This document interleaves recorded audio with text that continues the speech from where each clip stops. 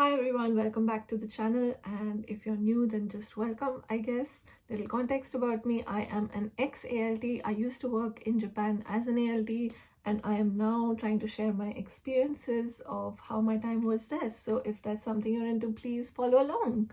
For today's video, I have a huge update about the JET program in India, so let's just get into it. A little bit about the JET program for those of you that don't know. JET stands for Japan Exchange and Teaching, and it is a government-run program by the government of Japan that aims at promoting international cultural exchange. They do this through two different avenues. One is the ALT avenue and one is the CIR avenue. ALT stands for Assistant Language Teacher and CIR stands for Coordinator of International Relations. And let me tell you a quick little bit about both these jobs. An ALT is someone who assists in English language teaching in Japanese schools, whereas a CIR is someone, I think, who is more with the local office, the municipal office of that area, who is actively promoting international exchange or organizing activities or events that promote that kind of exchange. Since I was an ALT and most of my knowledge is related to being an ALT, that is usually what I talk about on this channel.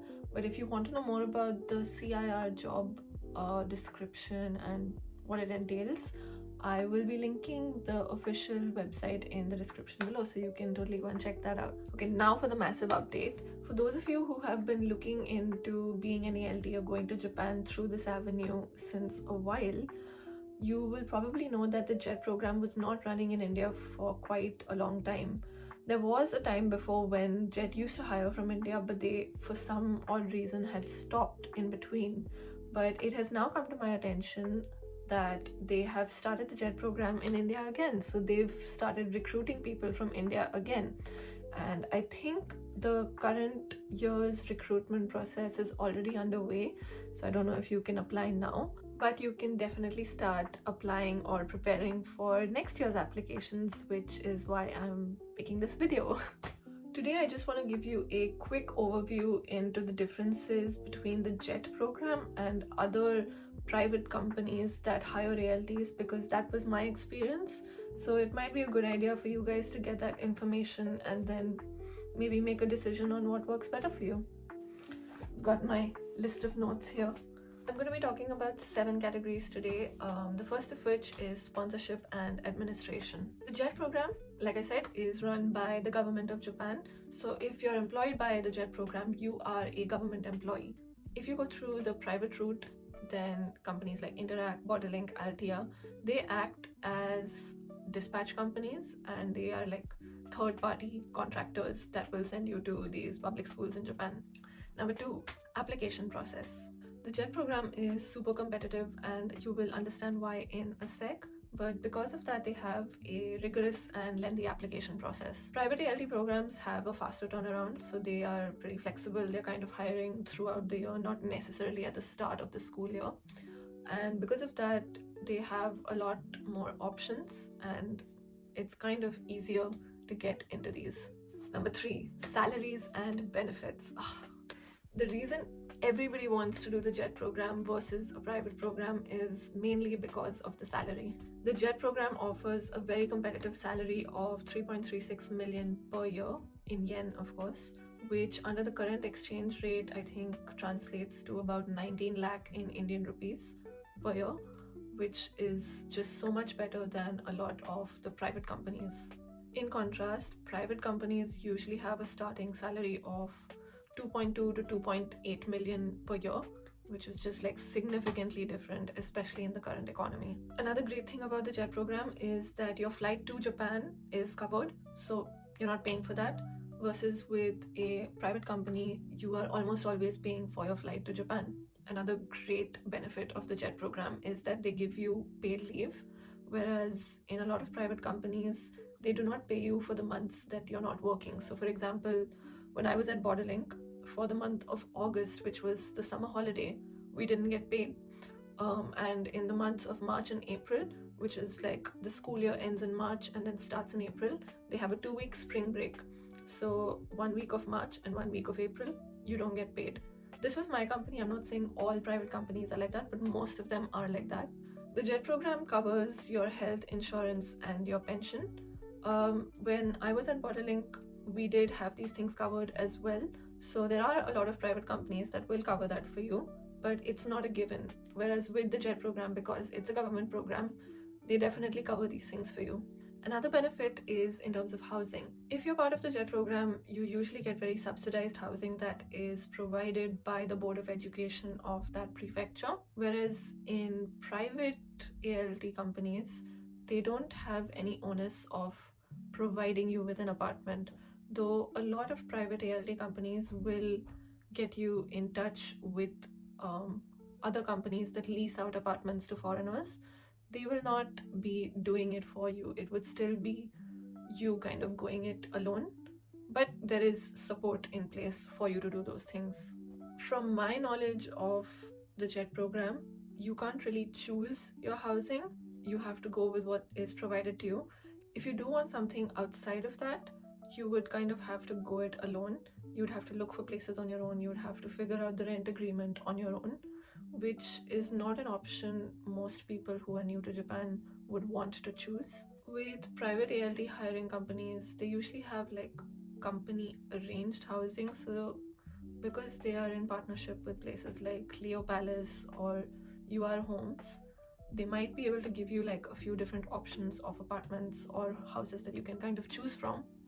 But again, these places are more expensive than the JET counterparts. If you're a JET participant, you don't necessarily have to pay startup costs of an apartment or a house, things like key money, guarantor fees, or a deposit.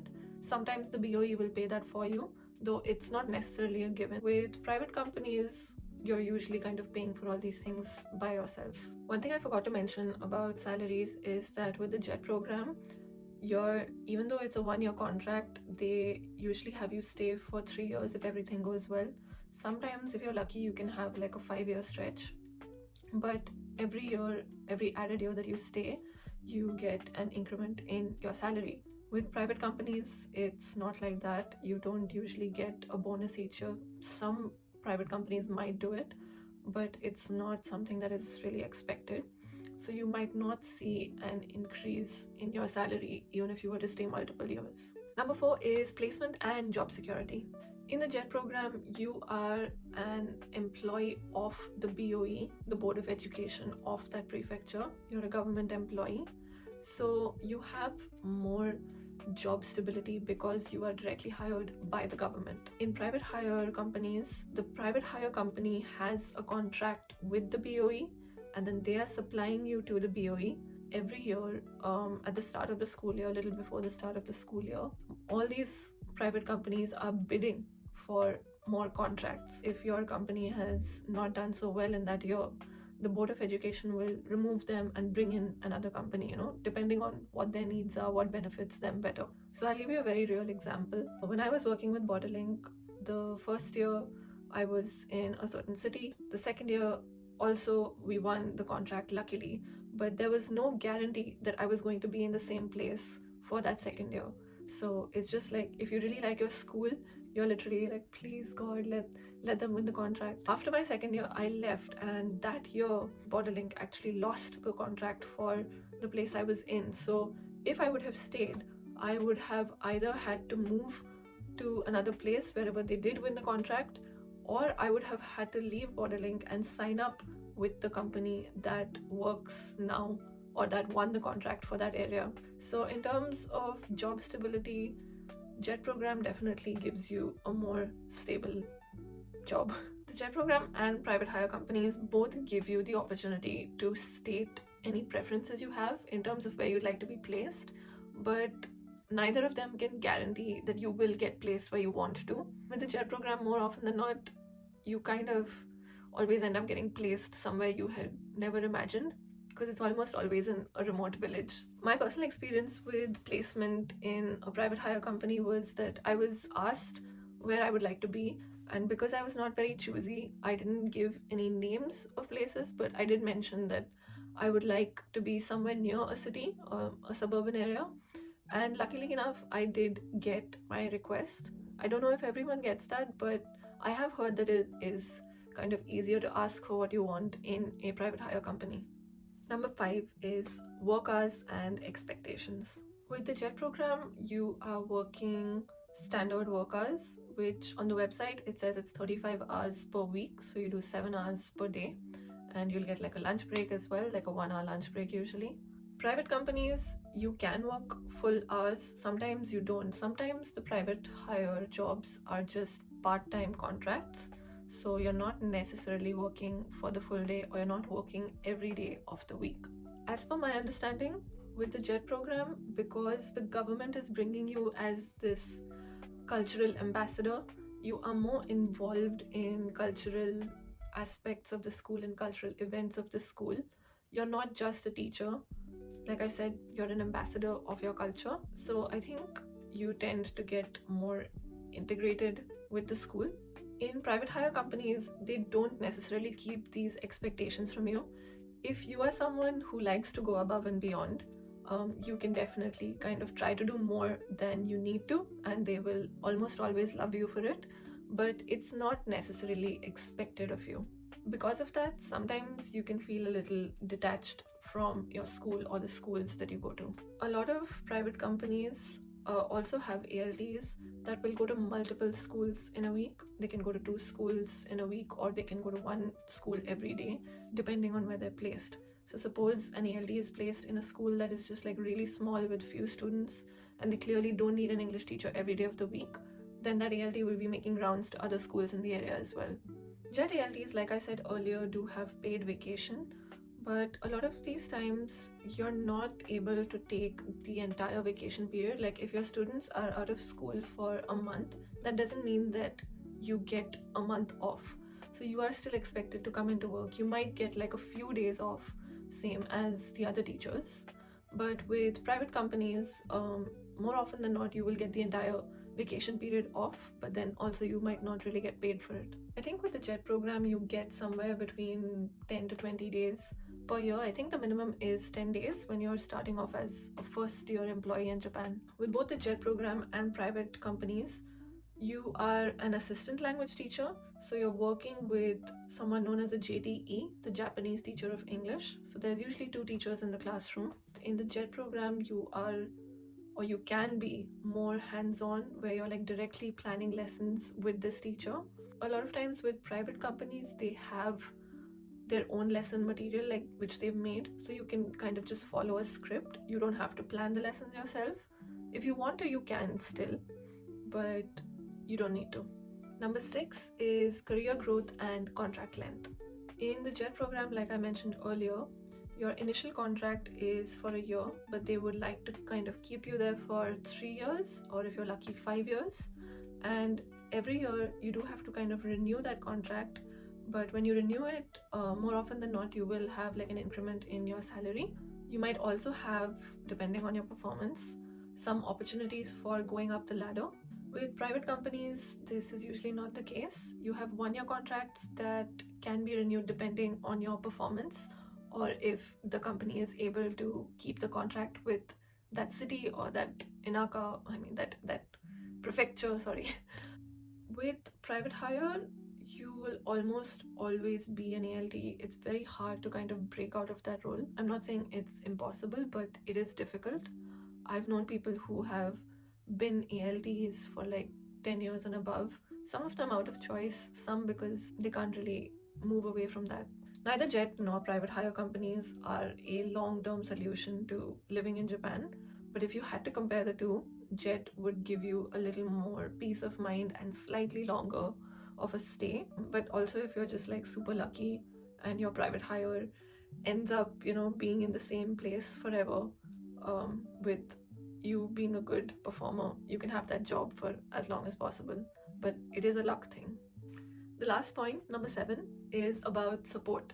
The JET program, from whatever I've heard, has a pretty big community of JETs, as they're called, people who have been JETs, people who are JETs, that can kind of help you out, or have shared experiences with you, which is a pretty great resource to have. In contrast, private hire companies, because they're so different and not like a union, it is kind of harder to form a community unless you kind of make the effort and get together with people from the same company, you organize meetups and stuff like that. There's no real sense of community with private hire ALTs. This part I don't know about Jet, but I can talk about private hire companies, is that more often than not they have training sessions when you first move to Japan to kind of train you on how to be an ALT.